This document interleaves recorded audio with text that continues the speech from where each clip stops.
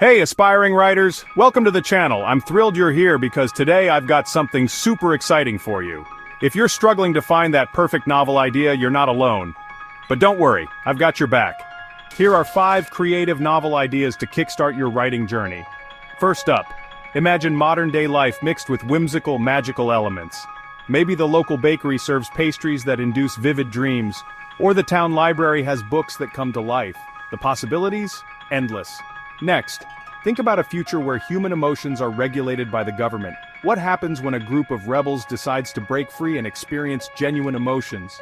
The tension, the drama, it's all there. Third, picture the roaring 20s filled with jazz and flapper dresses. Now what if a secret society of witches was pulling the strings behind the scenes?